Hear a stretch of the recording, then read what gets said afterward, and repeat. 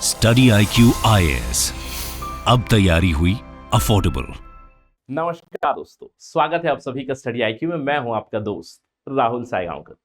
रोज की तरह आज हम हमारी चर्चा कंटिन्यू करते हैं एनसीईआरटी साइंस सीरीज की। आप सभी लोग जानते हैं, जो भी हमारे साथ जुड़े हुए हैं, कि स्टडी IQ की एनसीईआरटी साइंस की सीरीज चल रही है, जहां पे मैंने आपके साथ ऑलरेडी 6 स्टैंडर्ड का एनसीईआरटी कंप्लीट कर दिया है। हम लोग अभी डिस्कशन कर रहे हैं 7 स्टैंडर्ड की, जहां पे हम लोग चैप्टर वाइज चैप्टर डिस्कशन कर रहे हैं। और मैंने आपको बताया था कि छठी, 7वीं और 8वीं कक्षा की एनसीईआरटी हम लोग कंप्लीट करेंगे, एकदम thoroughly chapter by chapter discussion करेंगे। 9th और 10th की सेलेक्टिव स्टडी करेंगे, 11th 12th में केवल बायोलॉजी के ऊपर हमारा फोकस रहेगा। और आप जानते हैं कि 7th स्टैंडर्ड में हम लोग चैप्टर बाय चैप्टर डिस्कशन कर रहे थे, और पिछले चैप्टर में आपको याद होगा हम लोगों ने बात की थी रेस्पिरेशन के बारे में, बेसिक रेस्पिरेटरी सिस्टम के बारे में, जहां पे मैंने आपको बताया था कि हमारी ब्रीदिंग में इनहेलेशन यानी कि हवा अंदर लेना, एक्सहेलेशन हवा को बाहर छोड़ना, और इनहेलेशन में हम लोग क्या उपयोग करते हैं, हम लोग उपयोग करते हैं ऑक्सीजन फॉर सेलुलर रेस्पिरेशन, यानी कि हमारी जीव कोशियां बनी है, जो सेल्स बनी है, वो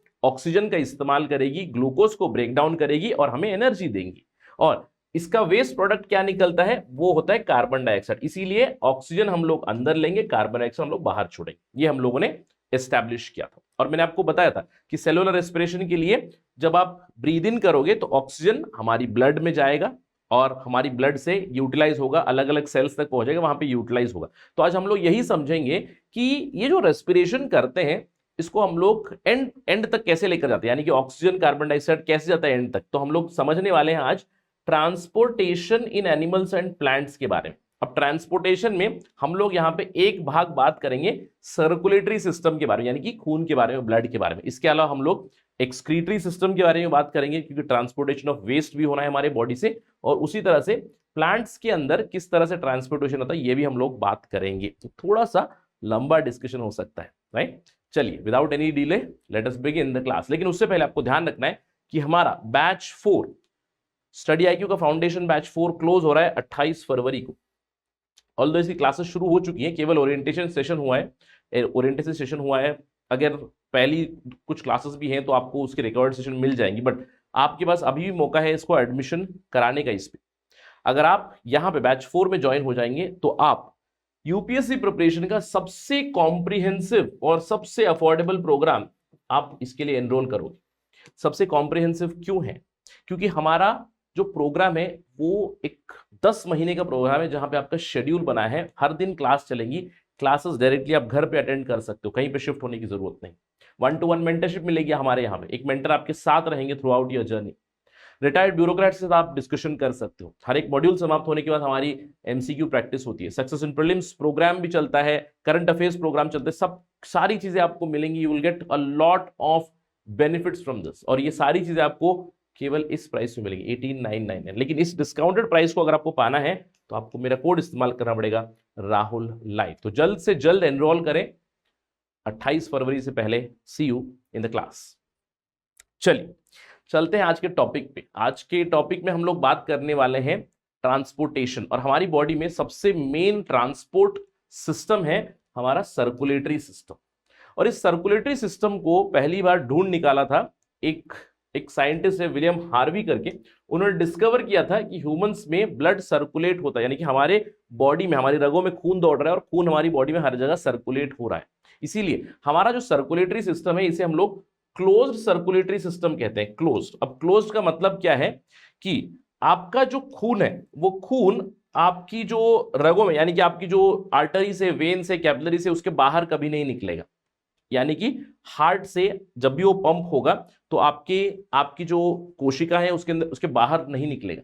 लेकिन कुछ इंसेक्ट्स में, जैसे कीड़ों में, क्रस्टेशियंस में, मोलस्क में, जो आपको पानी में मिलते हैं, वहां पे ओपन सिस्टम होता है, ओपन सर्कुलेटर, जहां पे हार्ट है।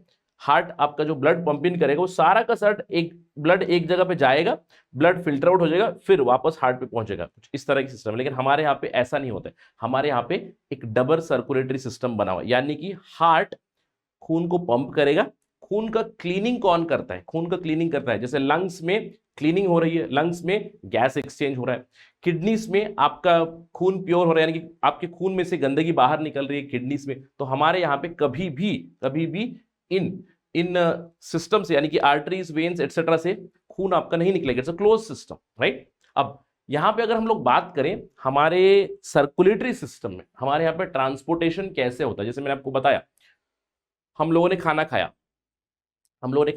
खाने को हम लोगों ने डाइजेस्ट किया, डाइजेस्टिव सिस्टम के बारे में हम लोगों ने देखा इस 7th की एनसीईआरटी की शुरुआत में। न्यूट्रिशन, खाने को हजम किया, खाने को हजम मैंने किया छोटी आंत में, अब छोटी आंत ने एब्जॉर्प्शन कर लिया, एब्जॉर्प्शन करके कहां चला गया, सीधे सीधे आपके ब्लड में चला गया, आपके खून में जो भी आपकी न्यूट्रिएंट्स थी वो न्यूट्रिएंट्स आपके खून में चलेगी। इसके अलावा जो मैं सांस ले रहा हूं ऑक्सीजन भी मेरे खून में चला गया, कैसे थोड़ी देर में आपको बताऊंगा। ये सारी चीजें पहुंची आपकी जीव कोशिकाओं तक, यानी कि सेल्स तक, जहां पे आपकी मेटाबॉलिज्म हो रही है। अब जब मेटाबॉलिज्म हो रही है वहां पे, तो वेस्ट प्रोडक्ट भी आपका बाहर निकलना चाहिए, तो वो वेस्ट प्रोडक्ट कहां जाएगा, वेस्ट प्रोडक्ट भी आपके सर्कुलेटरी सिस्टम से ही बाहर निकलेगा। कैसे, देखिए खून से, हमारे बॉडी में ब्लड है, blood is the transportation mechanism या फिर ट्रांसपोर्टेशन मीन्स, ट्रांसपोर्ट करने का एक मीन्स है खून। देखिए हमारे खून में सबसे ज्यादा मात्रा में क्या है, खून में सबसे ज्यादा मात्रा में है पानी, जैसे 90% हमारा जो खून है वो पानी से ही बना है, लेकिन जो बाकी 10% है उसमें आपको अलग अलग प्रोटीन्स मिलेंगे, अलग अलग सेल्स आपको मिलेंगे। और हमारी खून में किस तरह के सेल्स मिलते हैं, हमारे खून में आपको मिलेंगे रेड ब्लड सेल्स, जिसको हम लोग कहते हैं आरबीसी, यानी कि हमारे ब्लड में 3 इंपॉर्टेंट तरह की सेल्स मिलते हैं। एक मिलता है आपको रेड ब्लड सेल्स, दूसरा है आपका व्हाइट ब्लड सेल्स, तीसरा है आपका समथिंग कॉल्ड एज प्लेटलेट्स, ठीक है, प्लेटलेट्स। अब ये जो रेड ब्लड सेल्स है, इस रेड ब्लड सेल में आपको मिलेगा हेमोग्लोबिन, हेमोग्लोबिन।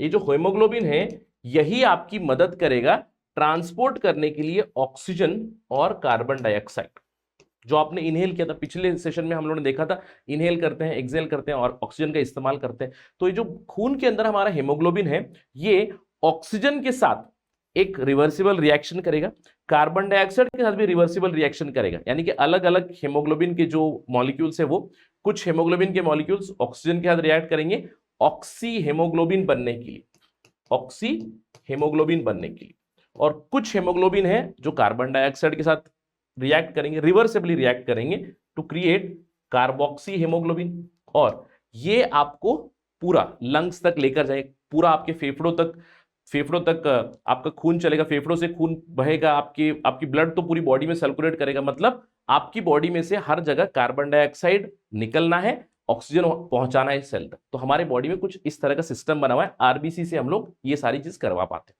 जो खून में है।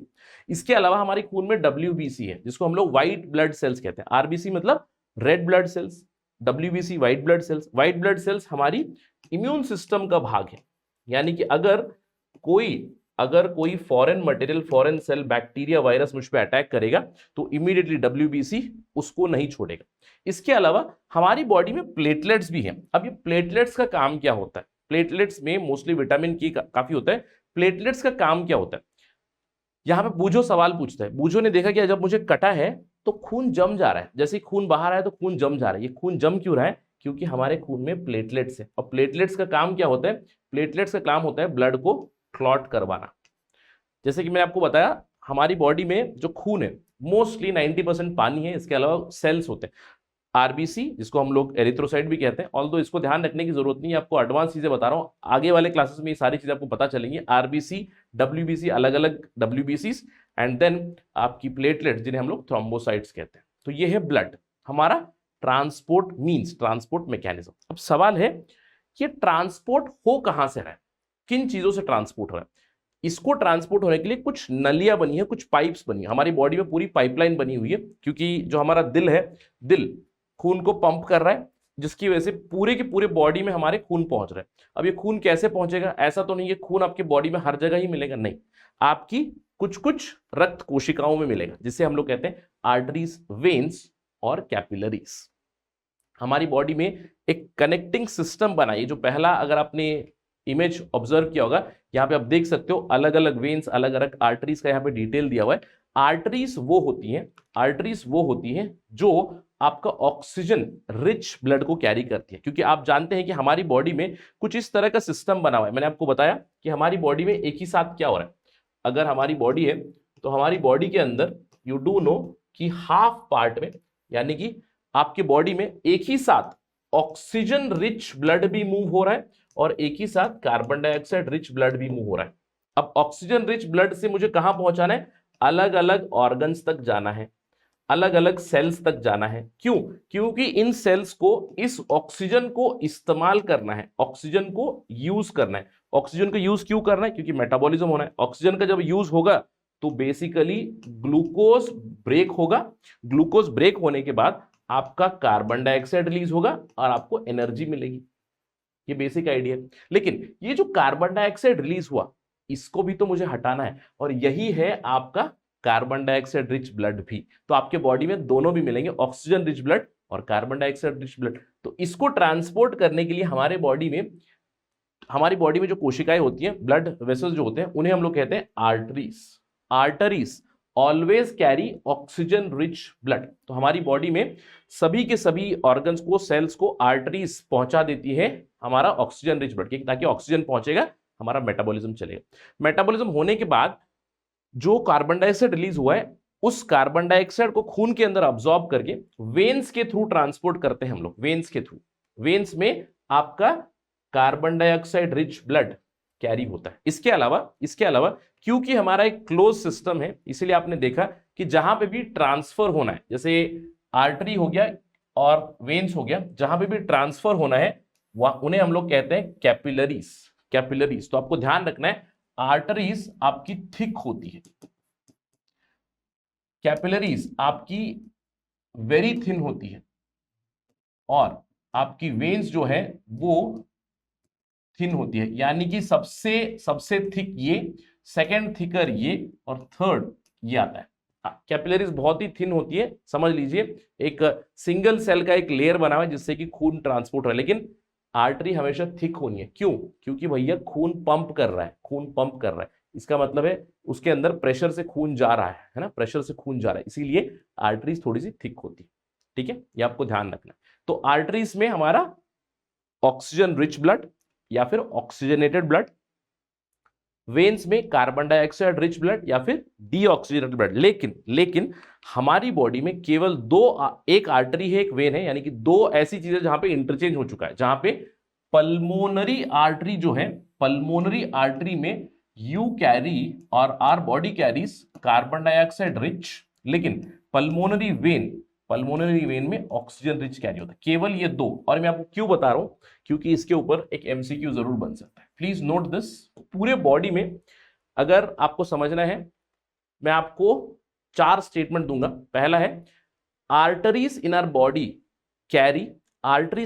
Carry oxygenated blood, veins in our body carry deoxygenated blood, लेकिन pulmonary artery carries deoxygenated blood, only pulmonary vein carries oxygenated blood. ठीक है, आपको समझना है। तो इन जनरल आर्टरीज, वेन्स, और इन दोनों के बारे में आपको ध्यान रखना। अब खून के बारे में हम लोग समझ गए, खून के अंदर क्या क्या है ये हम लोग समझे। खून कहां से मूव हो रहा है? हमारी रगों में मूव हो रहा है। लेकिन हमारी रगों में मूव कैसे हो रहा है?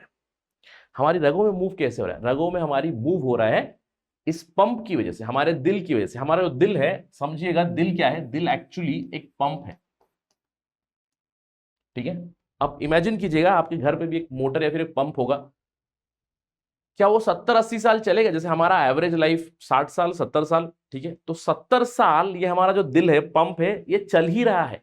क्यों? क्योंकि इसकी मसल कुछ इस तरह से बनी हुई है, इसको इलेक्ट्रिकल सिग्नल कुछ इस तरह से मिल रहा है कि जब तक आप जिंदा है ये कंटिन्यूअसली धड़कता है और पूरे बॉडी में आपके ब्लड को, यानी कि खून को पंप करता है। तो दिल क्या है? दिल एक पंप है जो कभी रुक नहीं सकता है, क्योंकि अगर दिल रुक गया तो भैया हम भी रुक जाएंगे। अब इस दिल में है क्या क्या चीजें? देखिए, दिल में 4 भाग होते हैं, आपको ध्यान रखना है। हमारे हार्ट में 4 भाग है, एट्रिया और वेंट्रिकल्स। तो आपको ध्यान देना है, जब मैं हार्ट को समझूंगा तो अगर समझ लीजिए ये हार्ट है, और ध्यान रखिएगा ये जो फिल्मी हार्ट होता है, हार्ट ऐसा नहीं होता है, वो तो ऐसी फिल्मी बनाया गया है। तो हमारा दिल समझ लीजिए हमारी मुट्ठी की तरह होता है। Just try to understand it is like inverted मुट्ठी, है ना, हमारी मुट्ठी की इतना ही होता है, हमारी मुट्ठी की जितना। तो इसको हम लोगों ने 4 भागों में जब डिवाइड कर लिया, तो आपके अपर पार्ट्स होंगे एट्रिया या फिर ऑरिकल्स, और नीचे है आपके वेंट्रिकल्स। ठीक है, अब जब मैं यहां पे ऐसा खड़ा हूं तो आपको पता है इस तरफ वाला मेरा भाग हो जाएगा लेफ्ट, इस तरफ वाला हो जाएगा राइट। इस तरफ हो जाएगी आपकी लेफ्ट एट्रियम, इस तरफ हो जाएगी आपकी लेफ्ट वेंट्रिकल, इस तरफ हो जाएगी आपकी राइट एट्रियम और आपकी राइट वेंट्रिकल। अब होता क्या है हमारी बॉडी में, जैसे मैंने आपको बताया हमारी पूरी बॉडी में ऑक्सीजनेटेड ब्लड डिवाइडेड है, डीऑक्सीजनेटेड ब्लड डिवाइडेड है। उसी तरह आपके हृदय में भी जो दो भाग हैं, लेफ्ट भाग और राइट भाग, इन दोनों में भी खून, अब लेफ्ट भाग में आपको ऑक्सीजन रिच ब्लड आता है फेफड़ों से, और राइट साइड में, राइट एट्रियम में और राइट वेंट्रिकल में आपको डीऑक्सीजनेटेड ब्लड होता है, डीऑक्सीजनेटेड ब्लड होता है, यानी कि O2 पुअर ब्लड आता है यहां पे, जो आपको फेफड़ों तक भेजना है क्लीन करने के लिए। यानी कि फेफड़ों से जो क्लीन हुआ हुआ खून है, जिसमें से कार्बन डाइऑक्साइड हट गया, ऑक्सीजन इसमें मिला हुआ है, वो आपको लेफ्ट साइड पहुंचेगा, और राइट साइड आपको पूरी बॉडी से आपकी पूरी बॉडी में मेटाबॉलिज्म हो रहा है, तो मेटाबॉलिज्म होकर जो कार्बन डाइऑक्साइड रिलीज हुआ है उसको अब्सॉर्ब करके पूरी बॉडी का खून यहां पे पहुंच रहा है। और ये पूरा पंपिंग होना है, ये पूरा सिस्टम बना हुआ है, इसीलिए हमारी बॉडी में एक डबल सर्कुलेशन बना हुआ है। इसका मतलब क्या है, आपको ध्यान रखना है, इस तरफ ऑक्सीजन रिच आ रहा है, मतलब यहां पे आपकी जो कनेक्शन जा रही है ये है आपके फेफड़ों के साथ, यानी कि लंग्स के साथ। ठीक है, अब यहां पे भी लंग्स ही आपको क्लीन ब्लड देंगे, और लंग्स तक ही आप खराब खून भी लेकर आओगे, क्योंकि आपका ऑक्सीजन और कार्बन डाइऑक्साइड का एक्सचेंज तो यहीं से होना है। इसीलिए हमारी बॉडी में कहा जाता है डबल सर्कुलेशन है, यानी कि हार्ट और लंग्स का ये जो सिस्टम है डबल सर्कुलेशन सिस्टम। ठीक है, ऑक्सीजनेटेड और डीऑक्सीजनेटेड साथ में। अब खून कैसे पंप हो रहा है आप जानते हैं, हार्ट कंटिन्यूसली लब डब करते हैं, यानी कि दिल धड़कता है। आप यहां पे देख सकते हो हमारी लंग्स से जो ऑक्सीजन रिच खून आ रहा है वो आया, और उसको मैंने इस पर्टिकुलर एओर्टा से, इसको कहते हैं एओर्टा, इसको मैंने पूरी बॉडी को भेजा, यानी कि पूरी बॉडी को मेरा ऑक्सीजन पहुंच रहा है। लेकिन इन्हीं लंग्स से, इन्हीं फेफड़ों से हमारी बॉडी में से बेसिकली पूरा जो बैड ब्लड है, कार्बन डाइऑक्साइड जहां पे ऑब्जर्व किया गया वो यहां पे पहुंचेगा हमारे राइट साइड में, और इस राइट वेंट्रिकल से इसको मैं वापस भेजूंगा फेफड़ों की तरफ। क्यों? साफ होके आना है, तो फेफड़ों को जा रहा है साफ होने के लिए, फेफड़ों से आ रहा है खून साफ होकर और पूरी बॉडी को पहुंच रहा है। ये है हमारा बेसिकली ट्रांसपोर्टेशन सिस्टम, यानी कि इससे हम लोग हमारी बॉडी का जो सिस्टम है उसको क्लीन रखते हैं, गैस एक्सचेंज करते हैं, आपकी एनर्जी एक्सचेंज के लिए पूरा ब्लड ही काम आता है। और आपका जो हार्ट है कंटिन्यूसली लब डब करके धड़क रहा है, इसको हम लोग कहते हैं हार्ट रेट। हार्ट रेट अगर रुक गई ना तो भैया खत्म हो जाएगी, लाइफ खत्म हो जाएगी। तो हार्ट रेट का मतलब क्या है? हार्ट रेट का मतलब है कि एक मिनट में आपका दिल कितनी तेजी से धड़क रहा है। यानी कि हार्ट बीट में आपकी दो साउंड आती है, डायस्टोल और सिस्टोल साउंड, यानी कि लब और डब, दिल धड़कना जो हम लोग कहते हैं धक धक जो कहते हैं लब डब। तो एक साइकिल 1 लब प्लस 1 डब, इसको कहते हैं एक बीट या फिर एक साइकिल। और इस तरह की कितनी साइकिल्स होगी एक मिनट में, इसे कहते हैं हम लोग हार्ट रेट। और नॉर्मल इंसान में, एडल्ट में, अगर समझ लो कोई एक्टिविटी नहीं कर रहे हो तो आपका नॉर्मल हार्ट बीट होगा 72 बीट्स पर मिनट। ठीक है, अब वैसे ही क्योंकि आपका दिल कंटिन्यूअसली ब्लड को पंप इन कर रहा है, तो आप अपनी पल्स भी फील कर सकते हो। पल्स भी आप किसी भी अपनी आर्टरी पे, अगर किसी भी आर्टरी या फिर ब्लड वेसल पे अगर आप जैसे हाथ रखोगे, आपको यहाँ पे फील होगा, आपको यहाँ पे फील होगा, यहाँ पे फील होगा। नॉर्मली डॉक्टर्स आपकी नब्स चेक करते हैं ना, नब्स, तो यहाँ पे देखेंगे, इसको टच करके वो देखेंगे घड़ी में कि भैया कितनी बार ये फड़फड़ा रहा है। ये फड़फड़ाता क्यों है? क्योंकि आपका दिल कंटिन्यूअसली पंप कर रहा है। ठीक है, तो यहाँ पे आप पल्स रेट भी देख सकते हो। तो throbbing heart it gives pulses, continuously push करता है अपनी खून को। ऑल्दो हम लोग हमेशा सोचते हैं कि हार्ट रेट और पल्स रेट दोनों सेम है, ये दोनों एग्जैक्टली सेम नहीं होते। ऑल्दो दोनों कनेक्टेड हैं, लेकिन हार्ट रेट और पल्स रेट कनेक्टेड, लेकिन दोनों की वैल्यू अलग अलग हो सकती है। आपको ध्यान रखना है कि पल्स रेट जो है हमारी normal pulse rate is somewhere between 70 to 80 beats per minute, और ये ज्यादा कम हो सकती है। हमारी बॉडी के रिक्वायरमेंट पे आपने देखा होगा, जब हम लोग एक्सरसाइज कर रहे हैं, रनिंग कर रहे हैं, जॉगिंग कर रहे हैं, या फिर जब हमारी बॉडी में एड्रेनलिन ज्यादा है तो दिल ज्यादा धड़कता है, दिल ज्यादा धड़कता है, जिससे हमारी पल्स रेट भी ज्यादा बढ़ जाती है। ठीक है, ऑल्दो कॉमन कोलोक्वियली आप समझ सकते हो कि दोनों को सिनोनिमसली मान सकते हो, बट मेडिकली दोनों में थोड़ा सा अंतर जरूर है। ठीक है, और नर्व्स चेक करने वाली चीज आपने देखा होगा डॉक्टर के पास, डॉक्टर ये करते हैं। तो एक हमारा ट्रांसपोर्टेशन का मीन्स है ब्लड। ठीक है, अब कुछ एनिमल्स है जिनमें ब्लड ही नहीं होता, जैसे जैसे आपको पानी में मिलेंगे स्पॉन्जस और हाइड्रा। ये स्पॉन्जस आपने कार्टून देखा होगा, sponge Bob and square pant करके, तो स्पॉन्जस, तो स्पॉन्ज बॉब है, स्पॉन्ज ही एक एग्जाम्पल। हाइड्रा इस तरह का एक एक्वेटिक आपको एक ऑर्गेनिज्म मिलेगा जिसके अंदर कोई ब्लड नहीं होता, देयर इज नो ब्लड। अब आपको लग रहा होगा सर खून नहीं है तो ट्रांसपोर्ट कैसे कर रहे हैं यहाँ पे, ये पानी में रहता है तो इसके अंदर जो पानी जाएगा ना, पानी सब कुछ ट्रांसपोर्ट कर देगा, न्यूट्रिएंट्स पानी ट्रांसपोर्ट कर देगा, एक्सक्रीशन भी पानी से, यानी कि पानी के थ्रू ही सब कुछ हो रहा है इसका, हाइड्रा और स्पॉन्जस के। इसके अलावा आपको एक और इंफॉर्मेशन, देखिए खून डोनेट करना कोई खतरे की बात नहीं, आपको ये समझना है blood donation is actually harmless. ठीक है, और ब्लड डोनेशन पेनलेस भी होता है, बस एक बार जब आपको प्रिक करेंगे ना तो उस टाइम थोड़ा सा ऐसे एक चिमटी होती है ना, वैसे आपको फील होगा, लेकिन उसके बाद खून ऑटोमेटिकली पंप आउट हो जाएगा, खून स्टोर कर सकते हैं। तो ब्लड डोनेशन कोई खतरे वाली चीज नहीं है, इनफैक्ट रक्तदान जीवन दान है, तो प्लीज डू इट। ठीक है, ब्लड डोनेशन जरूर कीजिएगा। तो ये तो हमारा पहला भाग था जहां पे हम लोग देखा हमारी बॉडी में ट्रांसपोर्टेशन हो रहा है खून से। इसके अलावा हमारी बॉडी में ट्रांसपोर्टेशन हो रहा है वेस्ट का, जैसे ऑक्सीजन और कार्बन डाइऑक्साइड का आपने ब्लड के लिए देखा, लेकिन वेस्ट का भी ट्रांसपोर्टेशन हो रहा है हमारी बॉडी में, यानी कि हमारी बॉडी में जो वेस्ट एक्यूमुलेट हो रहा है उसको जमा करना है एक जगह पे और उसको हमारी बॉडी के बाहर भी निकालना है। जो हम लोगों ने देखा डाइजेस्टिव सिस्टम में हम लोग करते हैं through large intestine, through anus excretion होता है, लेकिन हमारा जो मेन बॉडी का एक्सक्रीटरी ऑर्गन है वो है हमारा किडनी, एक्सक्रीटरी सिस्टम। तो ऑर्गेनिजम्स में, लिविंग ऑर्गेनिजम्स में क्योंकि मेटाबॉलिज्म हो रहा है, मेटाबॉलिज्म मतलब आप इनपुट्स इस्तेमाल कर रहे हो, कुछ आउटपुट प्रोड्यूस कर रहे हो, उसके साथ बाई प्रोडक्ट या फिर रेसिड्यू मटेरियल प्रोड्यूस हो रहा है, उसको हटाना है, उसको कहते हैं एक्सक्रीशन। और हम में बना हुआ है हमारा एक्सक्रीटरी सिस्टम। हमारा जो एक्सक्रीटरी सिस्टम है काफी सिंपल सा है, उसमें हमें दो किडनी होती है, किडनी गुर्दे, हमारे दो किडनीज हैं, दो यूरेटर्स हैं, दोनों किडनी से एक कनेक्शन है, और एक ब्लैडर बना हुआ है, यूरिनरी ब्लैडर, जिसके अंदर यूरिन स्टोर होता है, और अल्टीमेटली यूरेथ्रा है जिससे कि यूरिन बाहर चली जाती है।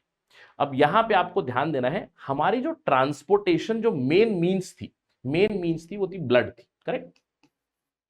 अब जैसे मैंने आपको हाइड्रा का एग्जांपल दिया, ये हाइड्रा का एग्जांपल दिया, इस हाइड्रा में तो खून ही नहीं है, तो भैया इसको न्यूट्रिएंट्स चाहिए, इसको जो भी चाहिए पानी प्रोवाइड, पानी के थ्रू ही ट्रांसपोर्ट हो रहा है। लेकिन हमारी बॉडी में जो ब्लड है, ब्लड मैंने आपको बताया ब्लड का काम क्या क्या था। ब्लड का काम है आपका प्रोटीन ट्रांसपोर्ट करना, हार्मोन ट्रांसपोर्ट करना, ऑक्सीजन ट्रांसपोर्ट करना, कार्बन डाइऑक्साइड ट्रांसपोर्ट करना, न्यूट्रिएंट ट्रांसपोर्ट करना, इवन वेस्ट मटेरियल ट्रांसपोर्ट करना भी इसी का काम है। क्यों? क्योंकि मैंने आपको बताया कि हम लोग ऑक्सीजन का इस्तेमाल करते हैं, मेटाबॉलिज्म हो रहा है, एनर्जी हम लोग इस्तेमाल जरूर कर रहे हैं, लेकिन इस एनर्जी के साथ साथ कुछ वेस्ट प्रोडक्ट भी प्रोड्यूस हो रहे हैं, कार्बन डाइऑक्साइड भी प्रोड्यूस हो रहा है, बिल्कुल है ना। तो कार्बन डाइऑक्साइड को तो हम लोगों ने लंग्स के थ्रू हटा दिया, बाकी जो ये वेस्ट है जो प्रोड्यूस हुआ है हमारी मेटाबॉलिज्म से, इसको कैसे निकालोगे? इसको हम लोग निकालते हैं थ्रू किडनी। अब होता क्या है, जो हमारी बॉडी में पूरा खून है, खून इन किडनी से, जैसे आर्टरी है और वेन है, आप देख सकते हो आर्टरी, क्लीन ब्लड हो नॉन क्लीन ब्लड हो, दोनों में भी आपका वेस्ट प्रोडक्ट जो अब्सॉर्ब करना है, आप देख सकते हो यहां पे इन दोनों से खून पहुंचेगा किडनीज तक, और किडनी में आपके सैकड़ों नेफ्रॉन बने हैं, नेफ्रॉन बने हैं किडनी में, और ये जो नेफ्रॉन्स है ये मदद करेंगी इन ब्लड वेसल से, कैपिलरी से आपका वेस्ट मटेरियल एक्सट्रैक्ट करने में। तो क्या होता है कि जब खून इन किडनी से पास होता है, किडनी से पास होने के बाद उसके अंदर से वेस्ट मटेरियल हम लोग एब्जॉर्ब कर लेते हैं। वेस्ट मटेरियल किस तरह का होता है? हमारे बॉडी में जो वेस्ट मटेरियल बन रहा है, जैसे अमोनिया है, हमें इसकी जरूरत नहीं पड़ती है, यूरिया हो गया, यूरिक एसिड हो गया, या फिर आपके कुछ आयॉन्स हो गए, potassium, chlorine ion, sodium ion, जो बॉडी में एक्सेस हो गए, उनका एब्जॉर्प्शन होगा एब्जॉर्प्शन होकर यूरिन में मिल जाएगा और यूरिन के थ्रू हम लोग उसको पास आउट कर देते हैं। इसीलिए हमारी ऑर्गेनिजम्स में, ह्यूमंस में, एनिमल्स में अमोनिया के लिए सबसे ज्यादा पानी की जरूरत पड़ती है। इसीलिए जितना ज्यादा हम लोग पानी पिएंगे उतना ज्यादा हमारी बॉडी से गंदगी बाहर निकलती हुई जाएगी। इसीलिए कहते हैं ऑलवेज स्टे हाइड्रेटेड। तो अमोनिया को हटाने के लिए पानी बहुत ज्यादा जरूर लगता है। इसके अलावा यूरिक एसिड को हटाने के लिए पानी बहुत कम जरूरी पड़ता है। तो इसीलिए आपने देखा होगा यूरिक एसिड जो है, स्पेशली जो बर्ड्स होते हैं, बर्ड्स हो गए, इंसेक्ट्स हो गए, या फिर जो छोटे मोटे एनिमल्स होते हैं जो ज्यादा पानी कंज्यूम नहीं करते हैं, वो स्ट्रॉन्ग यूरिक एसिड वाली चीज एक्सक्रीट करते हैं। लेकिन हमारी बॉडी से जो एक्सक्रीशन होता है वो होता है बेसिकली थ्रू यूरिन। इसको लोग पेशाब कहते हैं, यूरिन। अब यूरिन में फिल्ट्रेशन होता है किडनी के अंदर। मैंने आपको बताया नेफ्रॉन है, नेफ्रॉन के अंदर ग्लोमेरुलस है, तो ग्लोमेरुलस से कंटिन्यूअसली फिल्ट्रेशन होता है। हमारी बॉडी में 180 लीटर एक दिन में कंटिन्यूअसली फिल्टर होता है। अब आप सोच रहे होंगे सर इतना तो मैं पानी पीता ही नहीं, इतना तो मेरी बॉडी में भी खून नहीं है। एब्सोल्युटली करेक्ट है। हमारी बॉडी में 5-6 लीटर खून होगा, हम लोग ऊपर से 3-4 लीटर दिन में पानी पीते होंगे। तो यही चीज कंटिन्यूअसली फिल्टर हो रही है, कंटिन्यूअसली आपकी बॉडी में फिल्टर हो रही है। On an average 180 litres per day filter होता है। और हम लोग जो यूरिन पास करते हैं, एक्सक्रीशन जो करते हैं, अप्रोक्सीमेटली 1 से 1.5 लीटर के आसपास, या फिर 1 to 1.8 लीटर 24 घंटे में हमारी बॉडी से हम लोग बाहर छोड़ते हैं। और इसके साथ हम लोग मोस्टली पानी तो निकलता ही है, लेकिन उसके अलावा यूरिया बहुत ज्यादा निकलता है। हमारी बॉडी से यूरिया वेस्ट ज्यादा निकल जाता है, ठीक है, यूरिया वेस्ट। इसके अलावा दूसरी जो वेस्ट चीजें थी वो मैंने आपको बताई, राइट। इसके अलावा जैसे आपकी इंफॉर्मेशन के लिए मैंने बताया, कुछ एक्वेटिक एनिमल्स है, एक्वेटिक एनिमल्स जहां पे क्योंकि उनके पास पानी बहुत ज्यादा है उनके पास, तो वो अमोनिया डायरेक्टली वेस्ट करके एक्सक्रीट कर देते हैं। क्यों? क्योंकि मैंने आपको बताया अमोनिया को हटाने के लिए पानी की बहुत ज्यादा जरूरत होती है। तो अगर पानी बहुत ज्यादा है तो अमोनिया एज अ वेस्ट निकल रहा है। लेकिन अगर पानी कम है तो सेमी सॉलिड वेस्ट एक्सक्रीट करते हैं, जिसको यूरिक एसिड कहा जाता है, यूरिक एसिड। लेकिन हम लोग ऐसे प्राणी है, ह्यूमंस ऐसे प्राणी है जो पानी पीते हैं, हमारे पास पानी डिसेंट अमाउंट है। इसीलिए हमारी जो एक्सक्रीशन होती है, यानी कि यूरिन के अंदर आपको यूरिया मिल जाता है, यूरिया मिलता है, आपको अमोनिया भी मिलता है, आपको इवन सम यूरिक एसिड भी मिलता है, दूसरे सॉल्ट आयोन्स एटसेट्रा भी मिलते हैं। क्लियर? तो हमारी बॉडी में ट्रांसपोर्टेशन कैसे हो रहा है? सारी ट्रांसपोर्टेशन हो रही है ब्लड से। ब्लड प्यूरिफिकेशन में भी मदद करता है, यानी ब्लड ऑक्सीजन ट्रांसपोर्ट में, प्यूरिफिकेशन में, आपकी एक्सक्रीशन में, हर जगह में मदद कर रहा है ब्लड। ठीक है, ठीक है। अब ये तो बात हो गई हमारी एक्सक्रीटरी सिस्टम की किडनी के थ्रू। लेकिन आप जानते हैं कि हमारी बॉडी में वेस्ट मटेरियल हम लोग दूसरे ऑर्गन से, फिर दूसरे अंगों से भी जरूर निकालते हैं। जैसे फॉर एग्जांपल पसीना है हमारा। ये पसीना क्या है? ये पसीना क्या, एक्सक्रीशन ही तो है। तो हमारे स्किन से भी हम लोग कुछ वेस्ट मटेरियल एक्सक्रीट करते हैं। आपने कई बार देखा होगा, आपको जब बहुत पसीना आता है तो कपड़ों के, जैसे आपके अंडर आर्म्स में आपने देखा होगा, शर्ट के ऊपर सफेदी आ जाती है। वो क्या है? वो है सॉल्ट। कैसे जा रहा है? पानी के थ्रू, आपके पसीने के थ्रू पानी के साथ मिलकर वेस्ट मटेरियल हम लोग एक्सक्रीट कर रहे हैं थ्रू स्किन। तो स्किन भी आपका एक एक्सक्रीटरी का भाग है। इसके अलावा लिवर है, लिवर से भी आप बेसिकली कई सारी चीजें से लिवर के थ्रू आप सब्सटेंसेस जैसे कि बिलिरुबिन, बिलिवर्डिन एटसेट्रा है, जो आपके डाइजेस्टिव वेस्ट में मिलाकर आप एक्सक्रीट कर देते हो डाइजेस्टिव सिस्टम के थ्रू। इसके अलावा आपका लंग्स जो है, लंग्स, फेफड़े जो है, फेफड़े तो क्लियर कट कार्बन डाइऑक्साइड को हटा रहे हैं, तो ये भी एक तरह का एक्सक्रीटरी वेस्ट ही निकल रहा है, यानी हमारी बॉडी का मेटाबॉलिक वेस्ट जो है उसको रिलीज कर रहे हैं। तो किडनी तो है, किडनी से मेन हमारा एक्सक्रीटरी ऑर्गन है, एक मेन एक्सक्रीटरी सिस्टम का भाग है किडनी। लेकिन दूसरे भी ऑर्गन से, दूसरे भी अंग जहां से हम लोग वेस्ट रिलीज करते हैं जरूर। अब इसके अलावा एक और इंफॉर्मेशन भी चाहिए होती है कि जब भी हमारी किडनी है, राइट, जब भी हमारी किडनीज है, किडनी में अगर कुछ प्रॉब्लम हो जाए, तो हमारे पास 2 किडनीज है, पेयर ऑफ किडनीज। तो अगर एक किडनी खराब हो गई या फिर किडनी में कुछ प्रॉब्लम होगी, तो क्या मैं सर्वाइव कर सकता हूं?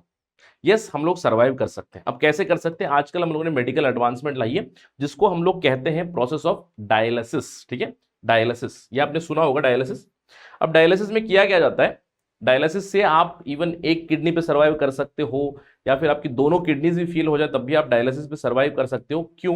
क्योंकि डायलिसिस से क्या करते हैं, एक 3 से 4 घंटे का प्रोसेस होता है, जहां पे आपका पूरा का पूरा खून एक बार बाहर निकाला जाएगा और क्लीन करके वापस आपकी बॉडी में अंदर डाला जाएगा। यानी कि जो आपकी किडनी बेसिकली काम कर रही है ना, उसी तरह का एक एक्सटर्नल मशीन बनाया गया है जिसमें आपकी पूरा ब्लड को एक बार क्लीन करके वापस आपकी बॉडी के अंदर डाल दिया जाता है। तो अगर आपको डायलिसिस के ऊपर कोई है तो डायलिसिस के ऊपर आपने देखा होगा कि डायलिसिस नॉर्मली 3 से 4 हफ्तों में एक बार कैरी आउट करते हैं, 3 से 4 हफ्तों में एक बार कैरी आउट करते हैं और 3 से 4 हफ्तों में पूरा का पूरा आपका एक बार खून क्लीन किया जाता है। तो डायलिसिस के बारे में भी एनसीईआरटी में भी एक छोटा सा स्निपेट दिया गया था, इसलिए मैं आपको बता रहा हूं ये। तो can we survive on one kidney? Yes. Can we survive there is some kidney problem? Yes. कैसे? डायलिसिस से। ठीक है, डायलिसिस से। ठीक, राइट। अब ये तो बात हो गई ह्यूमंस की, ऑर्गेनिजम्स की, एनिमल्स की, लेकिन प्लांट्स के साथ भी, कि प्लांट भी एक्सक्रीट करते हैं, ये हम लोगों ने पहले भी एस्टेब्लिश किया था। सर प्लांट एक्सक्रीट करते हैं क्या? प्लांट में भी आपने देखा होगा जैसे गैसियस वेस्ट, अब प्लांट वेस्ट एक्सपेल करता है स्टोमाटा से। यस, प्लांट एक्सपेल करता है स्टोमाटा से। जब जब पानी को हटा रहा है तो पानी के साथ साथ कभी आपने देखा होगा पत्तों के ऊपर एक नमकीन परत बनी हुई है, वो क्या है? पत्तों ने वेस्ट मटेरियल को बाहर हकाल दिया है। या फिर आपने देखा होगा कि इस तरह की बार्क बनी हुई है, जैसे आपने देखा होगा पेड़ों के बाहर, जो पेड़ों के बाहर बार्क होती है, बार्क से गम निकल रहा है, गम, रेसिन, ये जो रेसिन निकल रहा है, गम्स निकल रहा है, ये बेसिकली क्या है? वेस्ट मटेरियल होता है। ठीक है, इसके अलावा पानी के थ्रू, वाटर वेपर के थ्रू वेस्ट जरूर निकालते हैं। अब सवाल आपके दिमाग में आ रहा होगा, सर प्लांट्स भी आपने बताया कि किसी किसी मेथड से एक्सक्रीट करते हैं, तो क्या प्लांट्स में भी खून होता है क्या? क्या प्लांट्स में भी कुछ इसी तरह चीज है? नहीं, प्लांट्स में ये नहीं होता। ठीक है, do plants have blood? No, plants do not have blood. लेकिन प्लांट्स के अंदर ट्रांसपोर्टेशन के लिए कुछ स्पेशल टिश्यूज बनी हुई है जिन्हें हम लोग वैस्कुलर टिश्यू कहते हैं। वैस्कुलर टिश्यू, अब वैस्कुलर टिश्यू में जैसे हमारी कोशिकाएं थी ना, जैसे खून की कोशिकाएं, जैसे आर्टरी हो गई, वेन्स हो गई, कैपिलरीज हो गई, वैसे ही एक प्लांट के अंदर उसकी खुद की वैस्कुलर सिस्टम बनी हुई है। स्पेशलाइज तरह के सेल से वैस्कुलर सिस्टम बना हुआ है जहां पे पाइप की तरह स्ट्रक्चर बने हुए जिससे ट्रांसपोर्टेशन होती है। अब आपको यह समझना है कि किसी भी प्लांट को चाहिए क्या? प्लांट को चाहिए भैया पानी, उसको चाहिए सनलाइट, उसको चाहिए कार्बन डाइऑक्साइड। तो कार्बन डाइऑक्साइड तो डायरेक्टली एटमॉस्फेयर से मिल रहा है, स्टोमाटा के थ्रू आसानी से मिल जाएगा, ज्यादा ट्रांसपोर्टेशन का कोई प्रॉब्लम नहीं है, क्योंकि सेल के थ्रू मेटाबॉलिज्म के लिए जरूरत है। इसके अलावा सनलाइट तो डायरेक्टली सन से मिल रहा है। लेकिन पानी कहां से मिल रहा है? पानी आपको मिल रहा है जमीन से, मिट्टी से। अब यहां से इसको पानी ट्रांसपोर्ट करना है, क्योंकि पानी आपको केवल यही मिलेगा। पानी यहां से खींचना है और पूरे पेड़ तक पहुंचाना है। अब जब ये पेड़ है, पेड़ पानी का इस्तेमाल करेगा, कार्बन डाइऑक्साइड का इस्तेमाल करेगा, सनलाइट का इस्तेमाल करेगा, क्लोरोफिल के अंदर, क्लोरोप्लास्ट के अंदर आपका फोटोसिंथेसिस हो जाएगा, उससे वो खाना प्रोड्यूस करेगा, यानी कि ग्लूकोज प्रोड्यूस करेगा। जब वो ग्लूकोज और दूसरे मिनरल्स प्रोड्यूस करेगा तो वो प्रोड्यूस कर रहा है यहां पे। अब इसको पूरे पेड़ में भी तो पहुंचाना है, इसको स्टेम में भी पहुंचाना है, इसको रूट्स तक भी पहुंचना है। क्यों? जिंदा रहना है। तो इसका मतलब क्या है? इसके अंदर कुछ इस तरह की वैस्कुलर टिश्यूज होनी चाहिए जहां पे पानी का ट्रांसपोर्ट होना चाहिए, पानी के साथ साथ खाने का भी ट्रांसपोर्ट होना चाहिए, मिनरल्स का ट्रांसपोर्ट होना चाहिए, ग्लूकोज का ट्रांसपोर्ट होना चाहिए। यस, और यही करता है दो चीजें। एक है जाइलम, जाइलम से हमेशा याद रखना है, जाइलम वाटर, एक्स वाटर। ठीक है, एक्स का काम है वाटर, जाइलम का काम है वाटर। अब क्या होता है, ट्रांसपोर्ट कैसे करते हैं? आप जानते हो कि जो रूट हेयर होता है, जो जड़ें हैं, जड़ों के अंदर रूट हेयर होते हैं। ये रूट हेयर पानी खींचेंगे, पानी खींचकर आपको सीधे जाइलम तक लेके जाएंगे। और ये जाइलम क्या करेगा? जाइलम पूरा का पूरा पेड़ के अंदर पानी को पहुंचाएगा। ठीक है, सो जाइलम क्या है? Xylem forms a continuous network of channel, जहां पे रूट से लेकर, पत्तों से लेकर, ब्रांचेस को लेकर हर जगह पे ये ट्रांसपोर्ट करता है पानी। This transports H2O।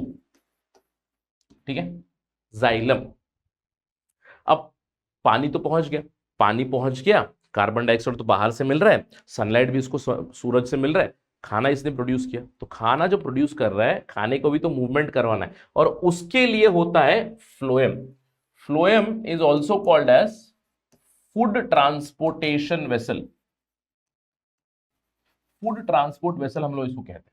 ठीक है, तो आपको ध्यान रखना है, जाइलम में आपका पानी ट्रांसपोर्ट हो रहा है जड़ों से ऊपर तक, लेकिन फ्लोएम में आपका ट्रांसपोर्ट हो रहा है, पानी भी हो जाएगा, खाना भी हो जाएगा, सैप हो जाएगा, सेल सैप, सेलुलोज, जो भी खाना बना रहा है उसको मूव करता है। तो आपको ध्यान रखना है कि जो हमारा पानी का ट्रांसपोर्ट है जाइलम, केवल एक्सक्लूसिव है water, water plus other minerals in one way, यानी कि मिट्टी से पानी, मिट्टी से जो भी मिनरल्स लगे उसको खींचेंगे और पेड़ों तक पहुंचाएंगे। लेकिन फ्लोएम एक ऐसी चीज है, फ्लोएम ऐसी चीज है जहां पे दोनों दिशाओं में, यानी कि पेड़ों के पत्तों पे आपका फोटोसिंथेसिस हो जाएगा, हर जगह पे जड़ों तक खाना पहुंचना है, तो टू वे ट्रांसपोर्ट हो जाएगा फ्लोएम में। तो xylem one way transport, phloem एक स्पेशल तरह की वेस्कुलर टिश्यू है जहां पे आप फूड ट्रांसपोर्ट करते हो, ठीक है, फूड ट्रांसपोर्ट करते हो। ऑलराइट, नोट करना है इस चीज को, जाइलम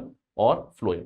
अब देखिए जाइलम के लिए, स्पेशली पानी की ट्रांसपोर्ट के लिए ट्रांसपीरेशन बहुत जरूरी है। ये हम लोगों ने पहले भी एस्टेब्लिश किया था, ट्रांसपीरेशन का मतलब क्या है?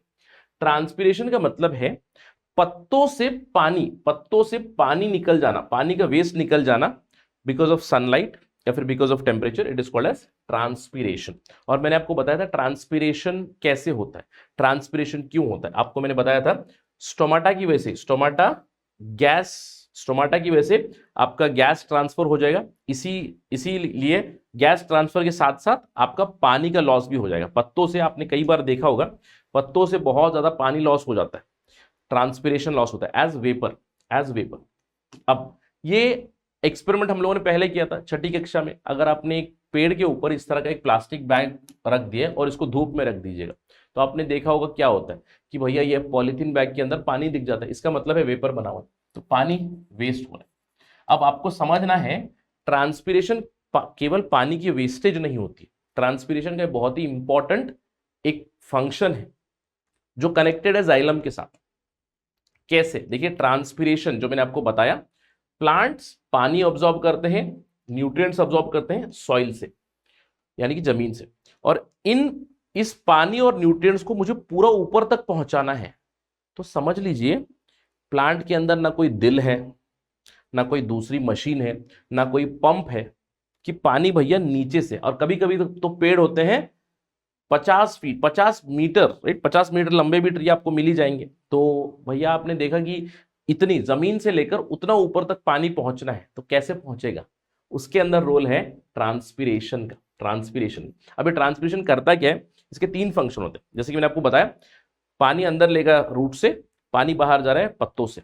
तो ट्रांसपीरेशन का सबसे पहला काम क्या है कि भैया ज्यादा जो पानी खींच लिया है ना, इसको बाहर हटाना है, एक। दूसरा है कि ट्रांसपीरेशन की वजह से पानी लॉस हो रहा है, मतलब आपका प्लांट कूल हो रहा है, बहुत ज्यादा गर्मी से बच सकती है। ये हम लोगों ने देखा, जब हमको पसीना आता है ना, तो हमें पसीने पे हम लोग फैन लगा लेते हैं। पसीने का मतलब क्या है? हमारी बॉडी को ठंडा कर रहा है पसीना निकलना, मतलब, ठीक है। वही वैसे ही प्लांट को भी कूल करता है। लेकिन सबसे इंपॉर्टेंट जो फंक्शन है ट्रांसपीरेशन का, ये एक सक्शन पुल को जनरेट करता है। सक्शन पुल को आप यहां पे देख सकते हो कि पानी, रूट हेयर्स ने पानी को लिया, उसके बाद आपने देखा कि पानी ऊपर तक ट्रांसपोर्ट हो रहा है। अब यहां पे ट्रांसपीरेशन हो रहा है, इसका मतलब क्या है? पानी वेपर के तौर में बाहर निकल रहा है। तो ये पूरा कंटिन्यूअस सक्शन पुल बना। तो आपको ध्यान रखना है कि प्लांट के अंदर पानी जो ऊपर खींचता है उसमें 2 फेनोमेना इन्वॉल्व है। एक तो फेनोमेना ऑफ सरफेस टेंशन, यानी कि कैपिलरी एक्शन की वजह से पानी पहुंचेगा स्टेम तक, लेकिन उसके बाद ये जो पानी का पुल हो रहा है, ये हो रहा है बिकॉज ऑफ ट्रांसपीरेशन। तो आपको समझना है इन प्लांट्स, पेड़ों के अंदर देयर आर 2 फेनोमेना हैपनिंग। पहला फेनोमेना है आपका कैपिलरी एक्शन की वजह से जड़ों से पानी पहुंच रहा है स्टेम तक, और पत्तों तक पहुंचने के लिए capillary action plus your suction pull या फिर ट्रांसपीरेशन पुल, ये आपको बहुत हाइट तक पहुंचा देगा। ये है इंपॉर्टेंस ट्रांसपीरेशन की। इस तरह से पानी ट्रांसपोर्ट होता है। क्लियर? राइट। तो ये था हमारा डिस्कशन ट्रांसपोर्टेशन इन ऑर्गेनिजम्स के बारे में, प्लांट्स और एनिमल्स दोनों के बारे में। एनिमल्स में हम लोगों ने देखा सर्कुलेटरी सिस्टम और एक्सक्रीटरी सिस्टम, मेन हमारा मीडियम है खून, और प्लांट्स में तो पानी आपका ट्रांसपोर्ट कैसे हो रहा है, खाना आपका ट्रांसपोर्ट कैसे हो रहा है, जाइलम पानी के लिए, फ्लोएम खाने के लिए, और ट्रांसपीरेशन मदद करता है पानी हाइट तक पहुंचाने के लिए। ठीक है, that's the basic summary of today's discussion. Alright, so that is it in today's video. और आपको ध्यान रखना है, अगर आपको ये वीडियो पसंद आए, अगर आप मुझसे कनेक्ट करना चाहते हैं, if you want to have an interaction, या फिर आपका कोई फीडबैक है, कंप्लेंट है, सजेशन है, एनीथिंग, आप इस पर्टिकुलर आईडी पे मुझसे कांटेक्ट कर सकते हैं। You can always message me on Instagram. I do respond on Saturdays and Sundays. Thank you for watching this. जय हिंद। स्टडी IQ IAS, अब तैयारी हुई अफोर्डेबल।